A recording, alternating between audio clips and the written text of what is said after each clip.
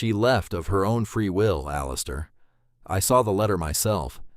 She spoke of feeling trapped, of a desire for a life unburdened by duty. Lady Beatrice Finch placed a delicate, consoling hand on the Duke of Blackwood's arm. Her voice was a silken balm, intended to soothe the wound she herself had inflicted. 5 years. 5 years she had repeated the lie, polishing it with time until it shone with the veneer of truth. But now, standing before him, was a small boy with the Duke's own slate-gray eyes, a boy who had no guile, no reason to lie, a boy who had just repeated what he heard that night. The words of a ghost from a past Alistair had been forced to bury. "The lady with the sharp voice," the boy had said, his small brow furrowed in concentration. She told the man in the hall, "The Duchess is gone. Now the fool is all mine." The air in Blackwood Manor was a physical weight. It smelled of beeswax, old leather, and the cloying sweetness of potpourri left to die in porcelain bowls. For Duchess Eleanor Beaumont, it was the scent of her cage, a gilded prison where the bars were made of propriety, and the lock was her husband's indifference. Duke Alistair Beaumont, her husband of 2 years, was a man carved from granite, his emotions as remote and inaccessible as the stony tors on his distant moorlands. He moved through their life with a purpose that never seemed to include her. His days were a litany of ledgers, tenant disputes, and parliamentary papers.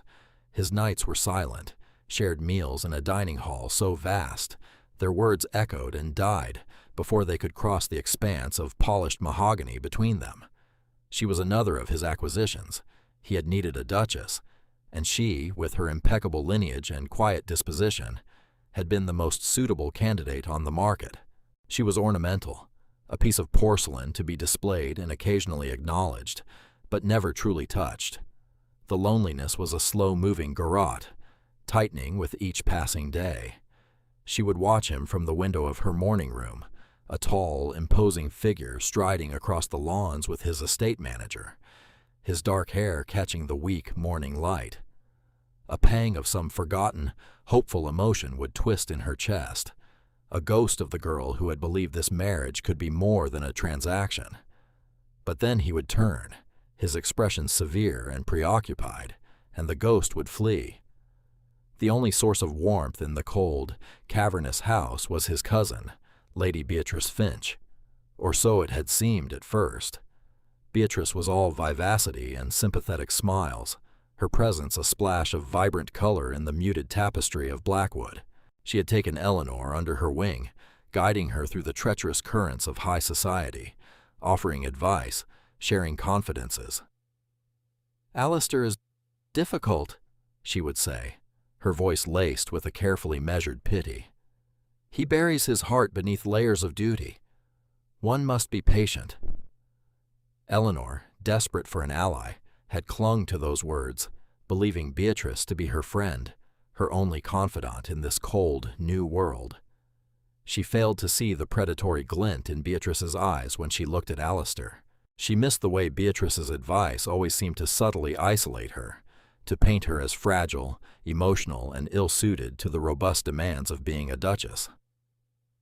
"Perhaps you should rest, my dear," Beatrice would suggest, her tone dripping with concern, whenever an important estate matter was to be discussed. "These things are so dreadfully dull for a sensitive soul like yourself. I can convey the particulars to Alistair."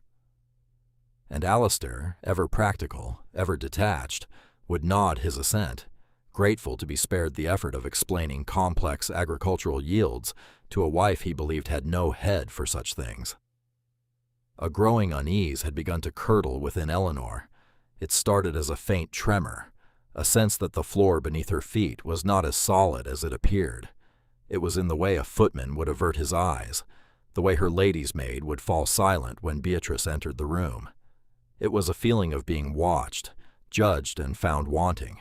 The feeling intensified alongside a new, persistent nausea that plagued her mornings. A secret, terrifying and wondrous, was taking root within her. She was with child, his child, the heir to the Blackwood dukedom. This, she thought with a surge of desperate hope, would be the key. A child would change everything. It would have to. A son would surely breach the walls Alistair had built around his heart. It would give her a purpose beyond being a decorative fixture. It would make this house a home. She decided to wait, to choose the perfect moment to tell him, a moment of peace and privacy, away from the ever-present shadow of his cousin. But the perfect moment never came. Instead, the ground gave way entirely. It happened on a Tuesday. The air was thick with the promise of a storm, the sky a bruised purple.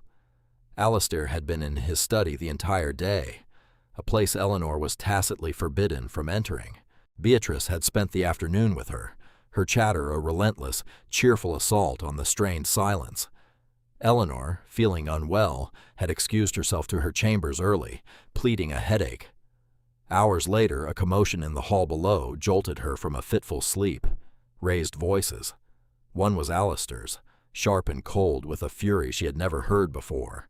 The other was Beatrice's, high and theatrical with feigned distress. Eleanor's heart began to hammer against her ribs. She slipped from her bed, her bare feet cold against the polished floorboards, and crept to the door, pressing her ear against the heavy oak. "I cannot believe it, Alistair. I simply cannot. To be so brazen." Beatrice's voice was a carefully crafted performance of shock. "Enough," Alistair's voice cut through the air like a blade. "Where is it?" "In his study, tucked inside a book of poetry. As if to mock you." A cold dread, slick and oily, coated Eleanor's skin. She knew, with a certainty that defied logic, that this was about her. She pulled on a dressing gown, her hands trembling, and opened her door. The scene at the bottom of the grand staircase was a tableau of accusation. Alistair stood rigid, his back to her, facing a weeping Beatrice. In his hand, he held a single gentleman's glove, a doeskin glove, pale and elegant, that did not belong to him. He turned slowly, and the look on his face stopped her breath. It was a mask of cold, controlled rage and profound, soul-crushing disappointment. His eyes, those gray eyes she had once dreamed of finding warmth in, were chips of ice.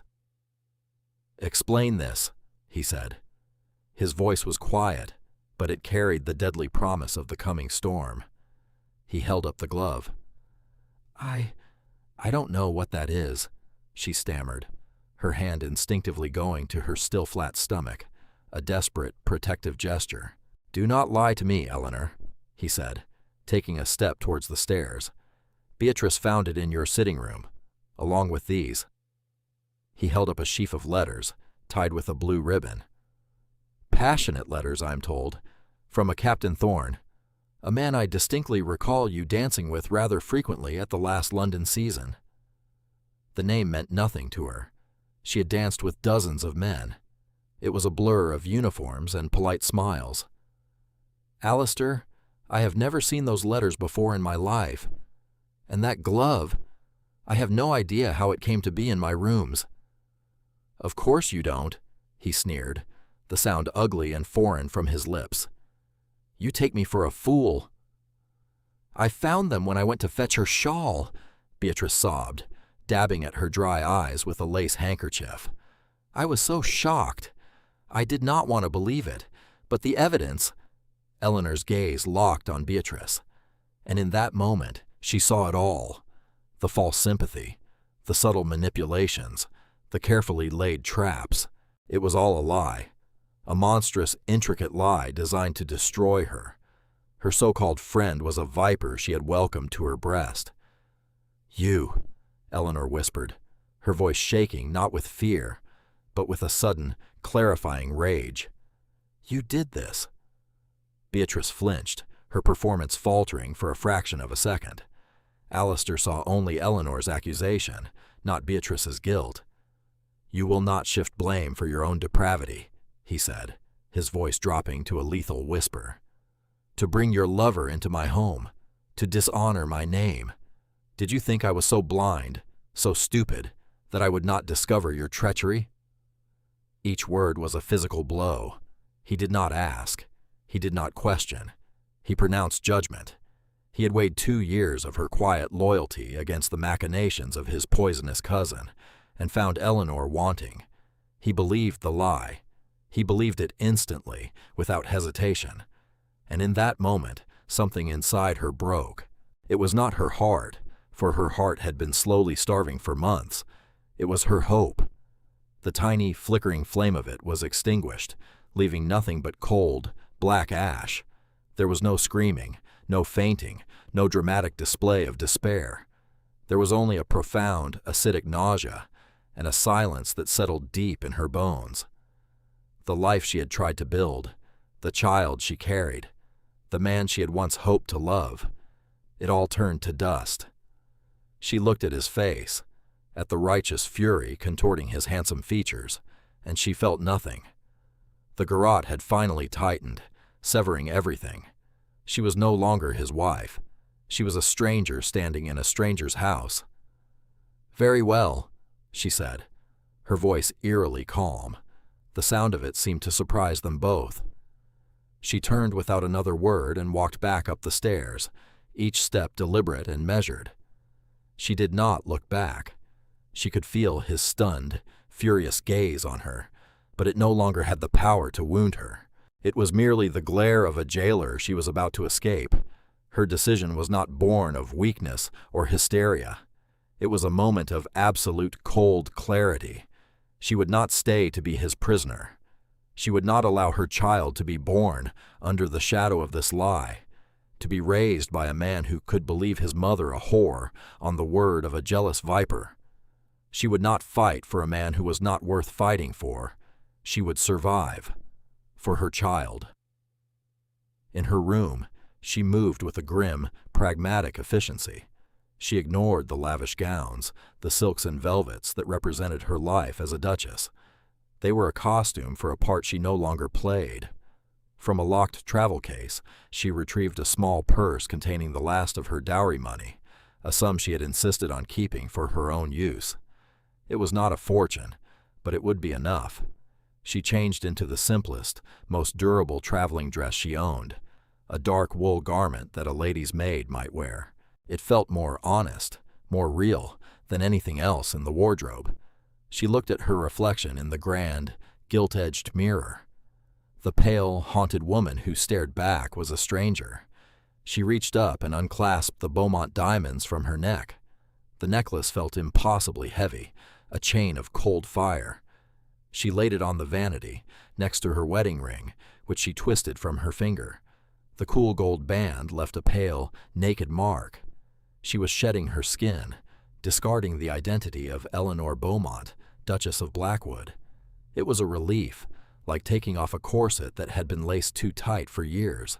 A small sound from the hallway, a hushed, urgent whisper. She froze, her hand hovering over the jewelry. She crept to the door that connected to the servants' passage and cracked it open a bare inch. Through the slit, she could see a portion of the main hall below. Beatrice was speaking to a footman, pressing a heavy coin into his hand. Her voice was no longer tearful, but sharp, triumphant. "Make sure her carriage is delayed. An issue with a wheel will suffice. We cannot have her running off to her family with some tearful tale before the Duke has settled." Eleanor's blood ran cold. They meant to keep her here, a prisoner. Her resolve hardened from steel to diamond. She would not be taking the carriage. She closed the door silently, her mind racing. The servants' stairs. They led down to the kitchens and out to the gardens. The storm had finally broken, rain lashing against the window panes. It would provide cover. She took one last look around the opulent room. Her gaze fell on a small, leather-bound book of poetry on her nightstand, a gift from her father. It was the only thing in the room that felt like hers. She left it. She was taking nothing of her old life with her, nothing but the money, the clothes on her back, and the secret life growing inside her. With a deep breath, she slipped into the narrow, dark passage of the servants' stairs and descended into the shadows, leaving the Duchess of Blackwood behind forever. 5 years later, the woman known as Ellen Pierce kneaded dough on a flour-dusted table in the kitchens of the Salty Siren. an inn in the remote coastal village of Seabrook. The scent of yeast and wood smoke had replaced beeswax and potpourri. The feel of rough wool had replaced silk. Her hands, once soft and pale, were now chapped and strong, her nails short and practical. The opulent prison of Blackwood Manor was a distant, faded memory, like a half-forgotten dream. Her life was hard, but it was hers. She had found refuge with the innkeeper and his wife, the Gables, a childless couple who had taken her in after she'd arrived in their village, drenched and destitute, with a fabricated story of being a widow named Ellen Pierce. They were gruff and unsentimental, but they were kind. They gave her a room, a job, and most importantly, they asked no questions. And she had Thomas, her son. He was a bright, curious boy of 4, with a tangle of dark hair and his father's unmistakable slate-gray eyes. Those eyes were a constant, painful reminder of the man she had fled, but they were also the source of her deepest joy. Thomas was her reason for everything. For him, she endured the back-breaking work, the endless mending of linens, the constant ache in her bones.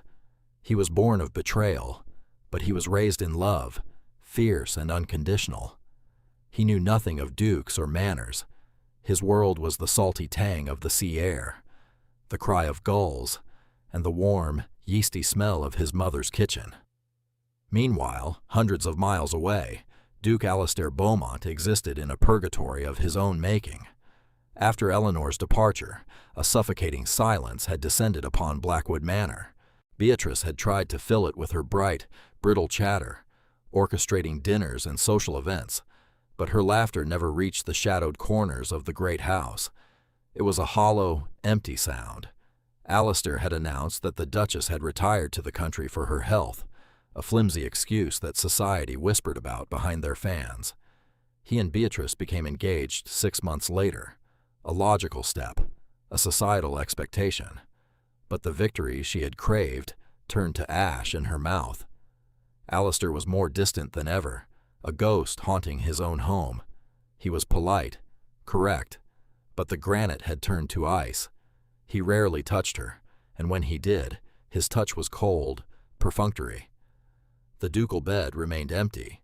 He was haunted by Eleanor, not by the adulteress he believed her to be, but by the quiet, sad woman he had barely known. He found himself remembering small things, the way she would bite her lip when concentrating on a piece of embroidery, the soft, hesitant sound of her voice when she dared to offer an opinion on estate matters, the wounded look in her eyes during that final, horrific confrontation. Doubt, a tiny, insidious seed, had been planted that very night. Her calmness, it had been unnatural. A guilty woman would have wept, screamed, protested.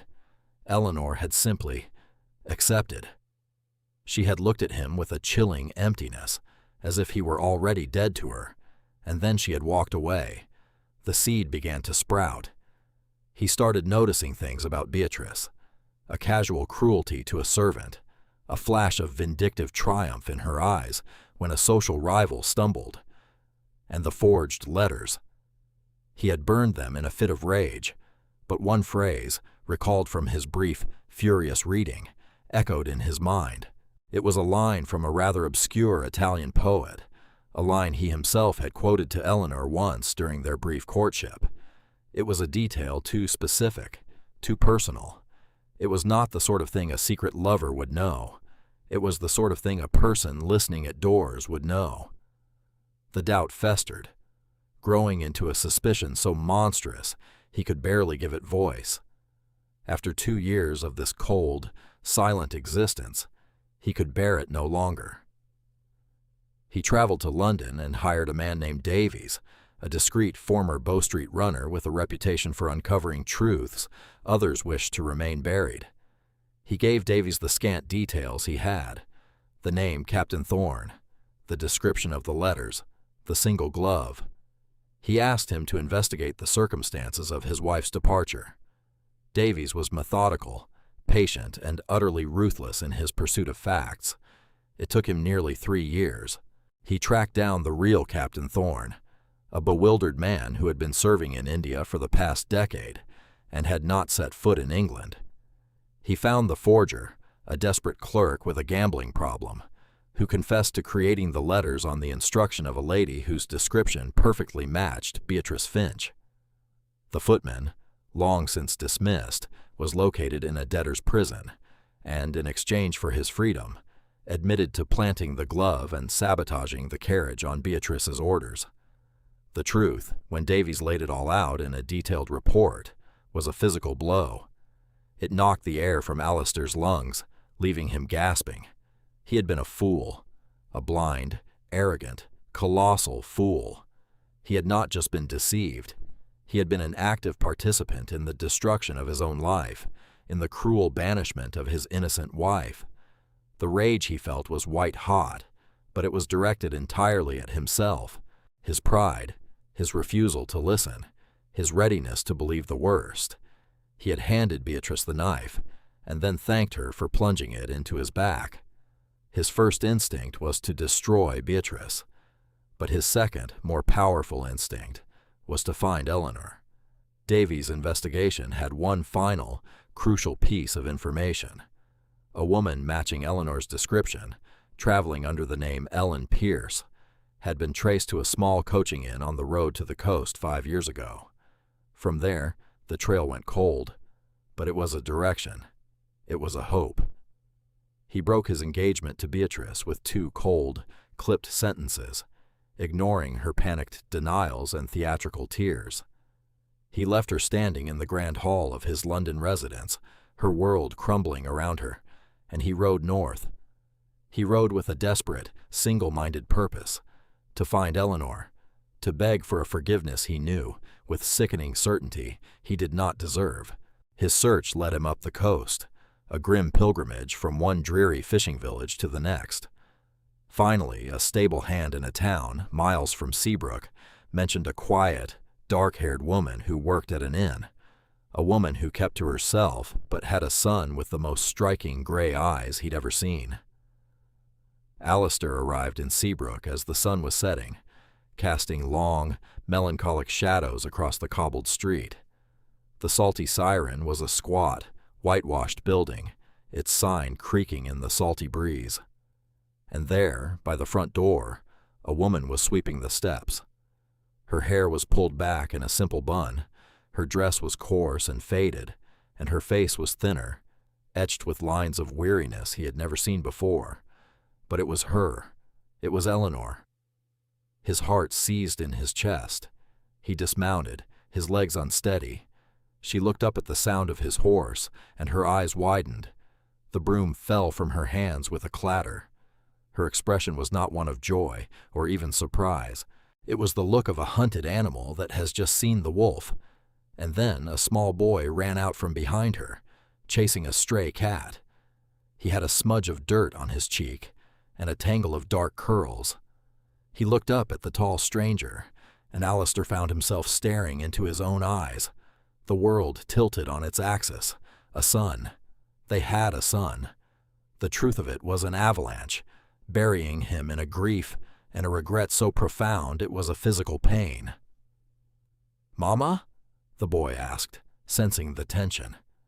He moved to stand behind Eleanor's legs, peering out at Alistair. Eleanor's composure returned in an instant, a mask of ice sliding over her features. She placed a protective hand on her son's head. "What are you doing here, Your Grace?" she asked, her voice low and cold. The formal title was a slap in the face. "Eleanor, He took a step forward, his hand outstretched. "I know everything." "Do you?" she said, a bitter, humorless smile touching her lips. "Do you know what it is to scrub floors until your back aches? To live in fear that your past will catch up to you? Do you know what it is to give birth alone? To worry if your son will have enough to eat? No, I don't believe you know anything at all." The raw, unvarnished truth of her words flayed him open. He had lived in his silent, luxurious misery, while she'd been fighting for survival. "It was Beatrice," he said, his voice raw. "It was all a lie. The letters, the glove. She engineered it all. I have proof." She laughed, a short, sharp sound devoid of any warmth. "Proof? Your words are wind, Your Grace. I learned 5 years ago that your belief is a fickle and worthless thing. It is given to the most convenient liar. Why should I believe you now?" "Because it is the truth," he insisted, desperation clawing at him. "I was a fool, arrogant, blind. I wronged you, Eleanor, more than wronged you. I failed you in every way a man can fail his wife." "You did," she agreed, her voice flat and devoid of emotion. "And now you have found us. What is it you want? To drag us back to that gilded cage? To parade your bastard heir before the world and pretend none of this ever happened?" "He is not a bastard," Alistair said, his gaze fixed on the boy who was staring at him with a solemn curiosity. "He is my son, my heir." "He is my son," she corrected him fiercely. "His name is Thomas, and he is not an heir to anything but a life of honest work and peace, a life you have no part in." She picked up her broom, a clear dismissal. "You should leave, Your Grace. There is nothing for you here." She turned to go inside, pulling Thomas with her. "No." The word was torn from him. "I will not leave." She paused at the door, her back to him. "This is not your land. You have no power here." "I am not here as a duke," he said, his voice cracking. "I am here as a man who has lost his way and is trying to find his way back. I will not leave you. Not again." Section. He kept his word. He did not try to force his way into the inn. He did not issue commands.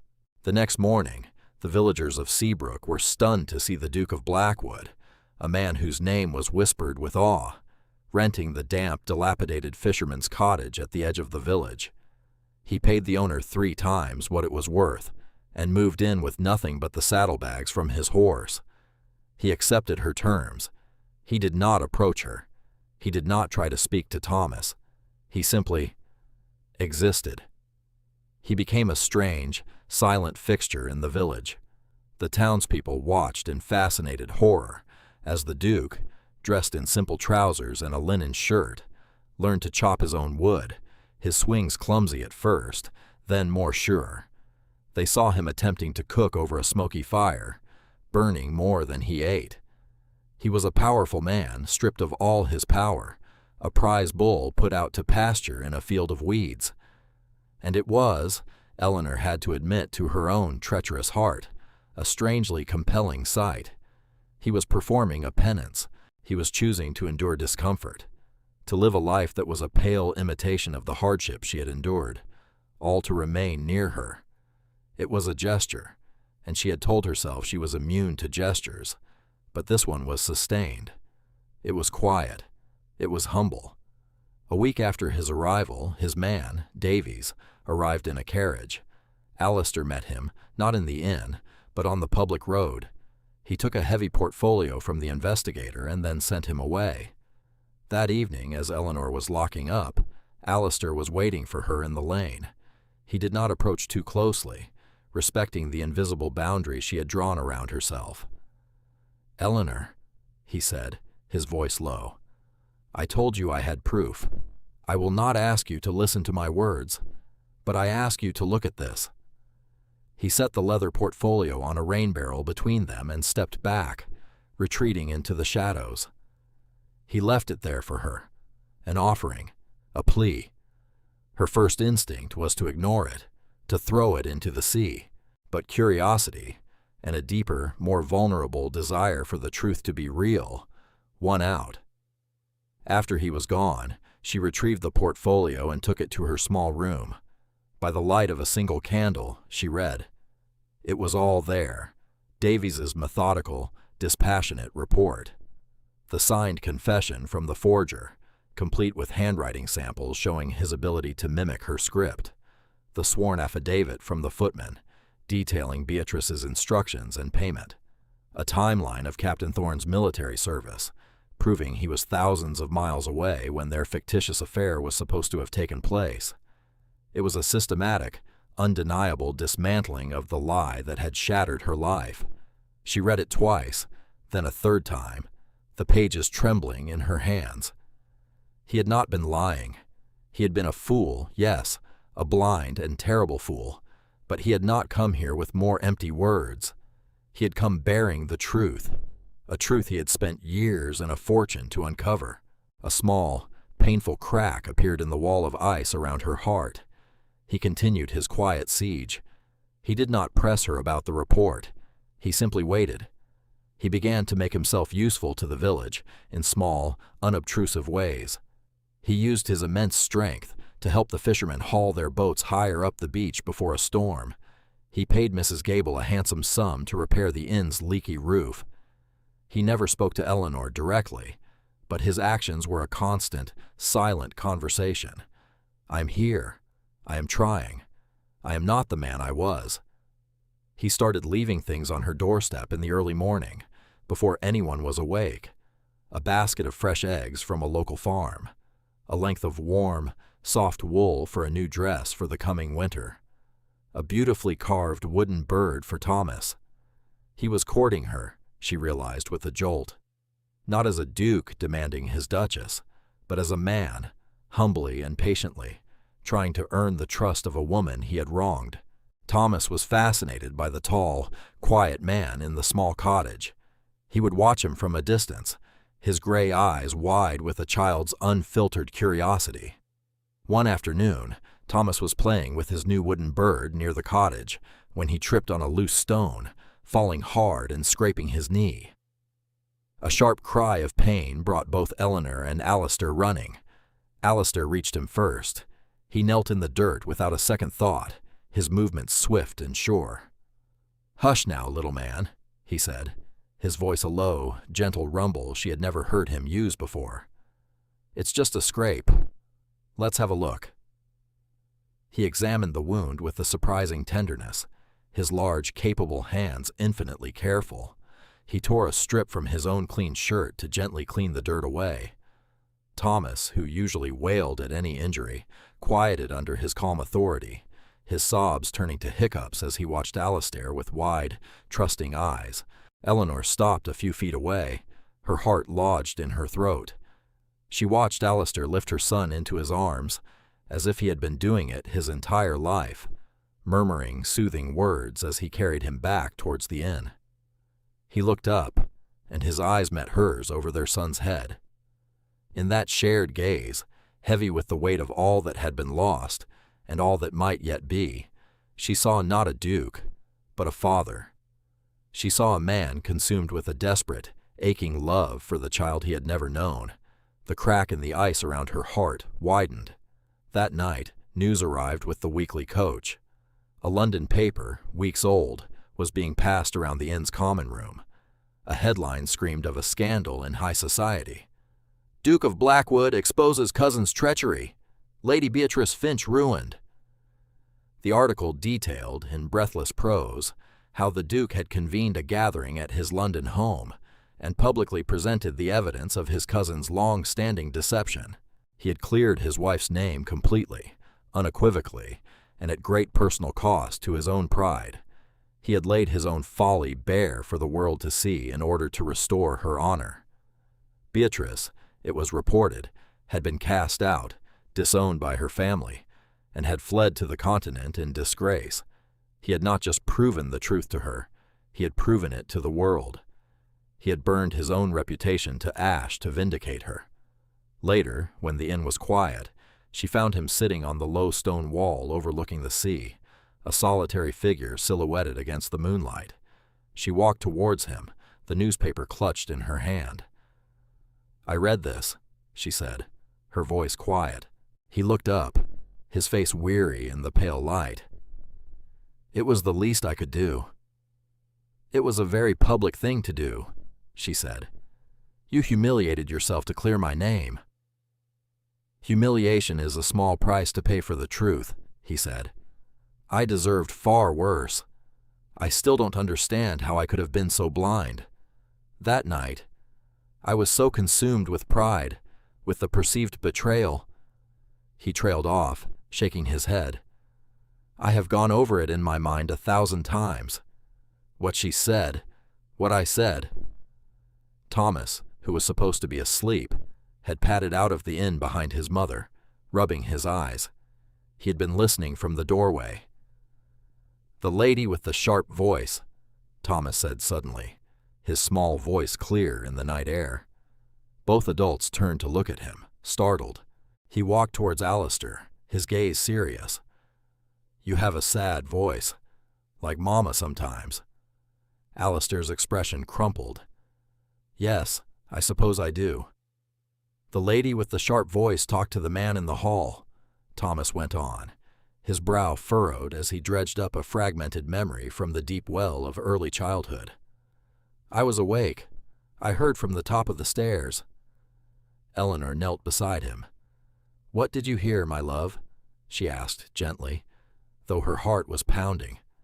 Thomas looked from his mother to Alistair, his gaze settling on the man who was his father. "She gave the man a shiny circle. She said, the Duchess is gone. Now the fool is all mine." The air stilled.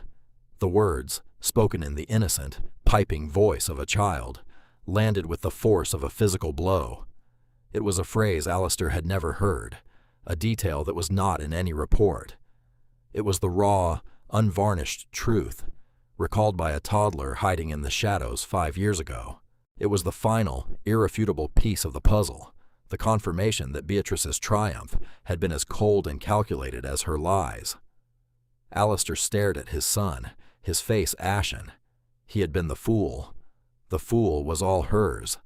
The cruel, triumphant words, repeated now by the son he had almost never known, were his final judgment and his absolution. It was real. All of it. Tears welled in Eleanor's eyes, not tears of sorrow, but of release. The last vestiges of her doubt, the last cold shards of her protective anger, washed away on a tide of certainty. She looked at Alistair, truly looked at him, and saw the broken, penitent man who had spent years trying to undo the damage of one night of arrogant folly. She saw the father of her child. She reached out, and for the first time in 5 years, she placed her hand on his. His skin was rough from manual labor, but warm. He flinched, as if expecting her to pull away, but she held firm. He turned his hand over and laced his fingers through hers, his grip tight, desperate. "Alistair," she said, her voice thick with unshed tears. The name, his name, felt strange and yet perfectly right on her tongue. He looked at her, his own gray eyes shining with a vulnerability she had never seen. "Eleanor," he whispered, his voice hoarse. Is it possible?" "Yes," she said, answering the question he could not bring himself to ask. It was not a surrender. It was a choice, a conscious, deliberate decision to step out of the past and into a possible future. She had survived. She had found her strength. She was not the same woman who had fled Blackwood, and he was not the same man who had driven her away. Perhaps from these ruins they could build something new, something stronger, something real. Their return to Blackwood Manor was not a return to the old life. It was the beginning of a new one. The heavy velvet curtains were thrown open, and the windows were washed until they sparkled, letting sunlight and fresh air flood the once stifling rooms. The cloying potpourri was replaced with fresh flowers from the gardens. Eleanor was no longer a decorative duchess. She was Alistair's partner, in every sense of the word. She sat with him in the study, the door always open, her sharp mind and practical experience from her years in Seabrook proving invaluable in the management of the estate. She championed new schools for the tenant children and better housing for the workers, her compassion now matched by a steely resolve he had never known she possessed. Alistair, for his part, had been irrevocably changed. The granite had softened. The arrogance was gone, replaced by a quiet humility and a profound, bone-deep gratitude. He had learned the value of what he had almost lost forever. His greatest joy was not in his ledgers or his title, but in the small, simple moments with his family. The story ended not in the grand, echoing dining hall, but a year later, on a warm summer afternoon. Alistair, Eleanor, and a laughing 5-year-old Thomas were having a picnic on a blanket, spread beneath the shade of a great oak tree on the lawn. Alistair was on his hands and knees, pretending to be a horse, with Thomas shrieking in delight on his back. Eleanor watched them, a genuine, untroubled smile on her face. The air was not heavy with unspoken resentments, but light with laughter and the sweet scent of cut grass. The gilded cage was gone, its bars melted down and reforged into the foundations of a true home, built not on duty or lineage, but on hard-won forgiveness and the enduring strength of a love that had been lost and miraculously found again.